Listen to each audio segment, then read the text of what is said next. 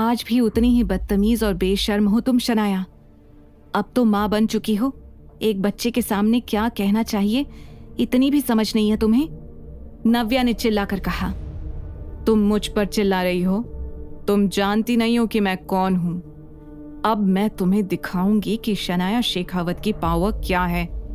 मैं प्रिंसिपल से आज ही बात करके तुम्हारे इस आरव को इस स्कूल से एक्सपेल करवाऊंगी, और अगर ऐसा नहीं हुआ तो अपने बेटे का एडमिशन इस स्कूल से कैंसिल करा दूंगी। मैं भी देखती हूं कि आरव को इस स्कूल से निकालने की हिम्मत किसकी है। तभी वहां पर टीचर्स का जमावड़ा लगना शुरू हो गया। प्रिंसिपल खुद वहां पर मामले की जांच करने के लिए आ गई। अब आप ही बताइए, जिस बच्चे की माँ ऐसी है उसके साथ हम अपने बच्चे को कैसे बिठाना पसंद करेंगे? After all we all belong to reputed families. अगर ये बच्चा यहाँ पढ़ेगा तो मैं अपने बेटे को यहाँ नहीं पढ़ाऊंगी। अब आप ही बताइए, आपको अपने स्कूल की रेपुटेशन प्यारी है या नहीं? शनाया ने गुस्से में कहा। नव्या उसकी बात पर जरा भी रिएक्ट नहीं कर रही थी।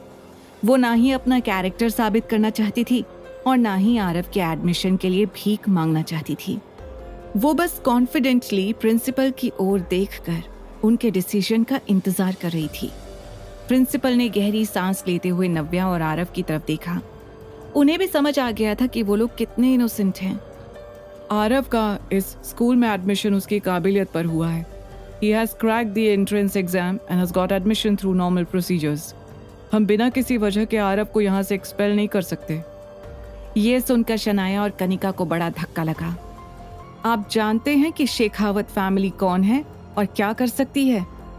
आप जो ये फैसला ले रहे हैं ना, उसका भुगतान भी आपको ही करना पड़ेगा, शनाया ने धमकाते हुए कहा।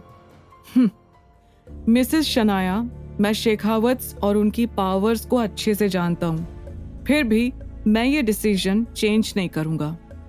आरव को हम इस स्कूल से नहीं निकालेंगे, और अगर आप अपने बेटे को यहाँ नहीं पढ़ाना चाहती हैं तो आप उसका एडमिशन विड्रॉ कर सकती हैं।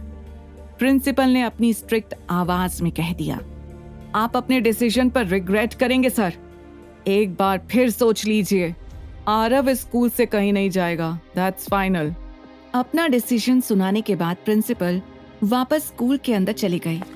शनाया और कनिका घूरते हुए नव्या को देख रही थी। शनाया को अपनी इस हार पर यकीन नहीं हो रहा था। उसे समझ नहीं आ रहा था कि प्रिंसिपल ने क्यों उसका फेवर नहीं किया। ऐसा क्या किया है तुमने? जरूर तुमने प्रिंसिपल को अपने फायदे के लिए अपने झांसे में कर लिया है, तभी तो वो तुम्हारी बात सुन रहे हैं। जब वहां खड़े लोगों ने ये बात सुनी तो नव्या को और भी ज्यादा शक की नजरों से देखने लगे। किसी को नहीं पता था कि नव्या अब अविनाश आहूजा की वाइफ है। सबको ये लगने लगा कि शायद कनिका सही कह रही है। मेरा किससे क्या रिश्ता है, ये मुझे तुम्हें साबित करने की जरूरत नहीं है। कम से कम मैं तुम्हारी तरह अपने बहन के फियांसे को तो नहीं चुराती।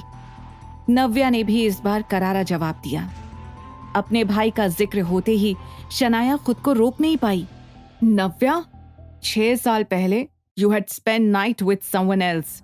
मेरे भाई को धोखा दिया और अब अपनी ही गलतियों के लिए कनिका को ब्लेम कर रही हो। तुम्हारे अंदर जरा भी शर्म है या नहीं? वो अपनी बात कह ही रही थी कि तभी नव्या ने एक जोरदार तमाचा उसके गाल पर जड़ दिया। सभी की आंखें फटी की फटी रह गई थी। How dare you! बहुत पछताओगी। मुझे और मेरी फैमिली को जानती नहीं हो तुम। ये थप्पड़ बहुत भारी पड़ेगा तुम्हें नव्या, शनाया ने चिल्लाते हुए कहा। शनाया को हाथ लगाने की हिम्मत कैसे हुई तुम्हारी? समझती क्या हो तुम खुद को? जब मर्जी आएगी तब किसी को भी मार दोगी। तुम्हें तो मैं। कनिका शनाया के सपोर्ट में आगे आकर नव्या पर हाथ उठाने ही वाली थी कि तभी नव्या ने उसके हाथ को पकड़कर पीछे की ओर मोड़ दिया। Back of! ये नजारा देखकर हर कोई पीछे हट गया। सबको समझ आ गया था कि नव्या सिर्फ मेंटली नहीं बल्कि फिजिकली भी बहुत स्ट्रांग थी। कनिका दर्द से कराह रही थी। तभी नव्या ने उसका हाथ छोड़कर उसे पीछे की तरफ धक्का दे दिया। मेरे और मेरे बेटे के सामने दोबारा आने की कोशिश मत करना, नव्या ने कहा और आरव का हाथ पकड़कर वहां से जाने लगी। कनिका और शनाया गुस्से से हाँफ रही थी। भीड़ में अपनी इतनी बेइज्जती होते देखकर उन्हें शर्मिंदगी महसूस हो रही थी। तभी कनिका ने चिल्लाते हुए कहा, हे, याद है ना, अगले हफ्ते दादी का बर्थडे है, आना मत भूलना। आगे की कहानी जानने के लिए देखें अगला एपिसोड सिर्फ पॉकेट एफएम के यूट्यूब चैनल पर, और द रिटर्न के सारे एपिसोड्स को सुनने के लिए डिस्क्रिप्शन में दी लिंक से डाउनलोड करें पॉकेट एफएम ऐप।